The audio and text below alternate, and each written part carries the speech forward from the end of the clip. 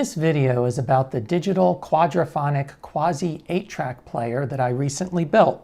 Wow, that's a mouthful. Let me explain. 8-track cartridges were a very popular music playback medium from the late 1960s until the early 1980s. Here's one next to an audio cassette for size comparison. They used an endless loop tape cartridge and were literally plug and play before that was a thing.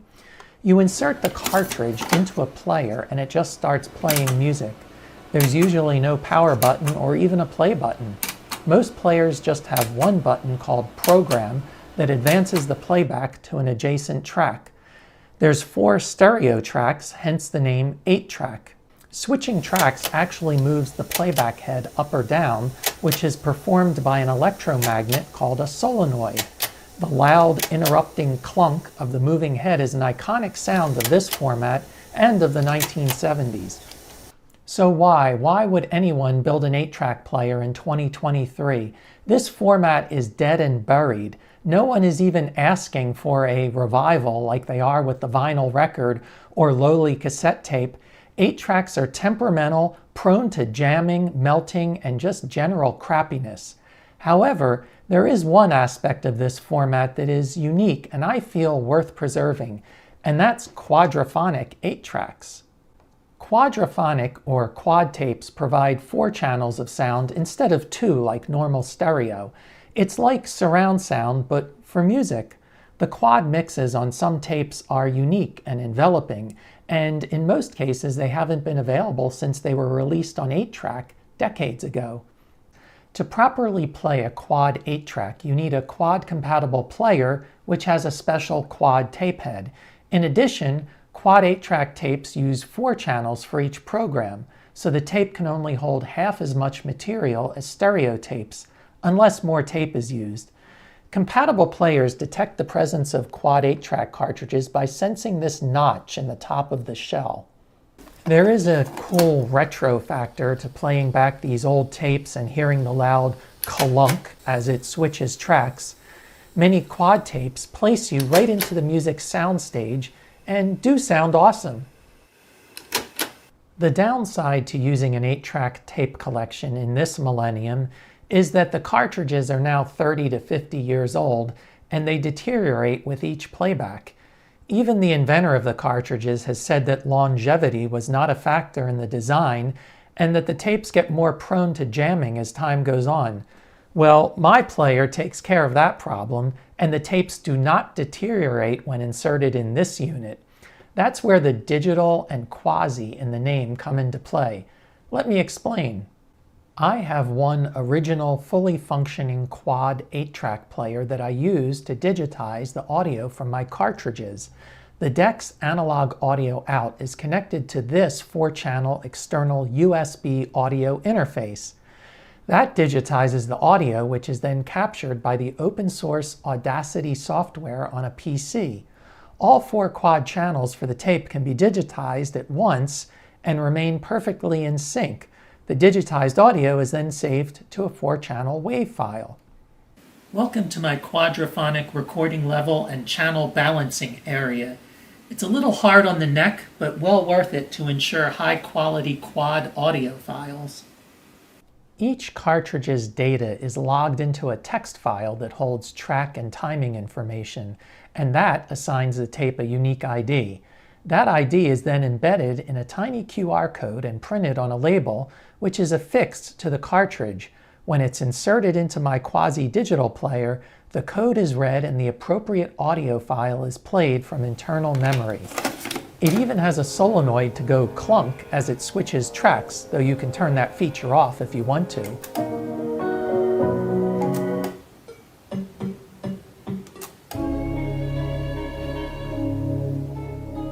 On the control panel, we have pause,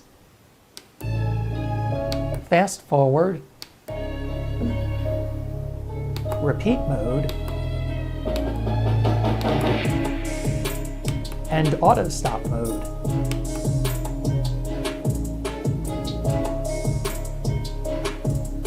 This button cycles through the display.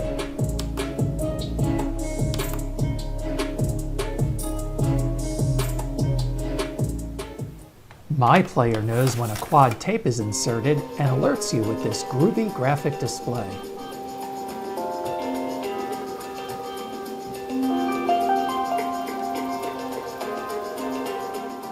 When playing back all 4 channels of a quad audio file, you can see the levels on the backlit VU meters.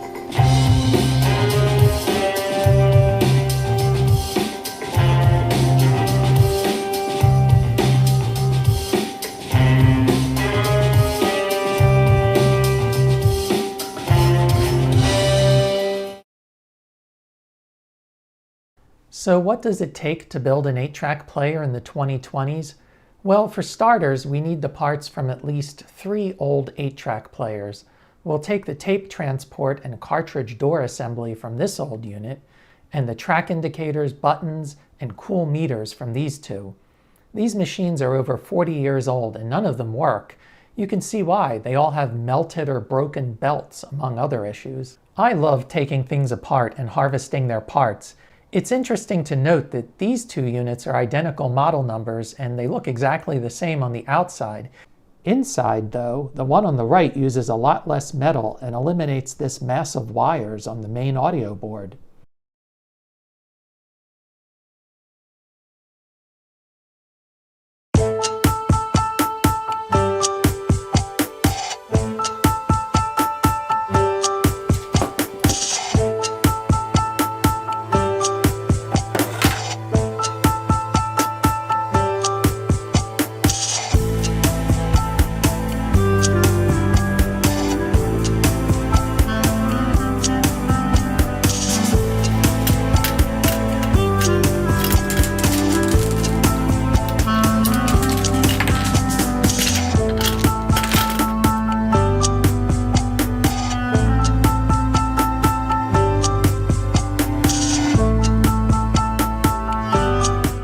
Here's all the parts that were harvested from the decks.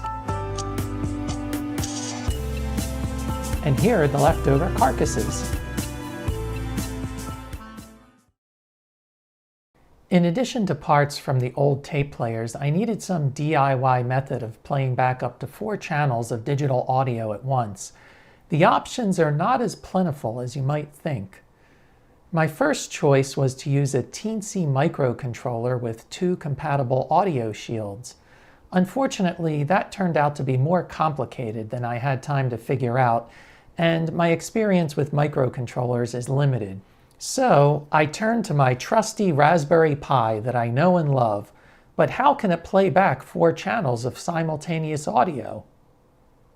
I found this 8-channel sound card for the Raspberry Pi that looked promising, but there doesn't seem to be an order button on its website, and documentation is reported to be sparse.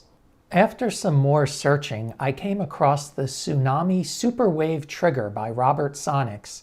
It also has 8 audio outputs and can be controlled via serial or I2C, perfect for connecting to the Pi via the serial GPIO pins. However, to use this particular device, I'll need to split my 4-channel WAV files into 4 separate mono files, which is easy to do using Audacity's track mapping feature during file exporting. Next, to drive the audio VU meters, I used these boards found on Amazon.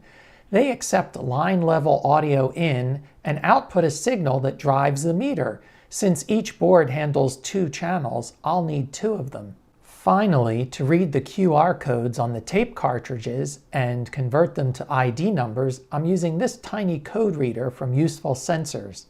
It continuously scans for a QR code using this tiny onboard camera, and if it finds one, its microcontroller decodes the data and the LED flashes green.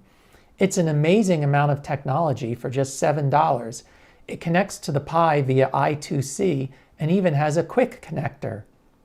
To test out the boards I'll be using with the Pi, I temporarily connected them to the Pi 400.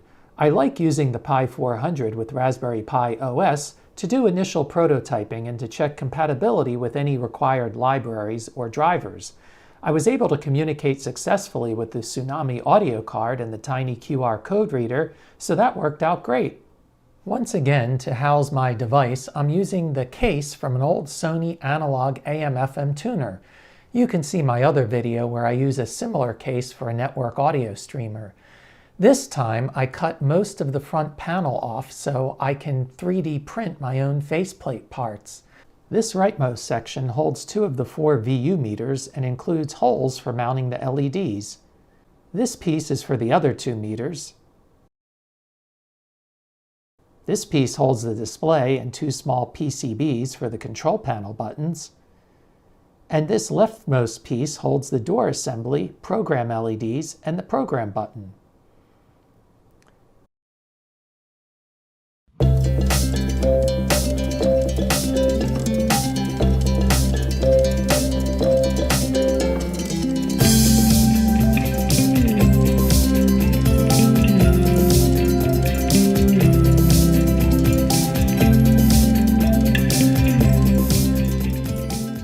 Here's the finished device. Looking from the back, you can see the transport here stripped of almost everything except the switch to detect when a tape cartridge is inserted.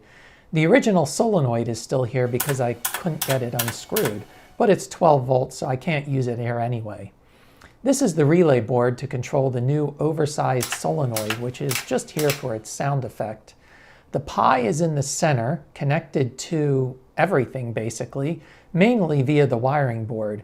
And here's the sound card feeding the VU meter driver boards and the rear audio output jacks. Let's spend a moment talking about the software to control all these parts.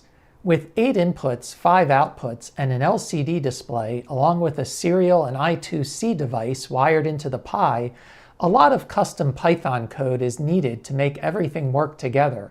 Luckily, there's Python libraries available for the display, QR reader, and the sound card. See the description for more details. As I typically do with the Pi, I'm running all the software in containers to provide separation between different operations. I'm using my favorite platform, Balena, to manage my Pi and its containers. Among other features, I really like the ability to set device variables remotely. For instance, here I'm turning off my ridiculously loud solenoid using their cloud control panel. They have a free tier and you should check it out.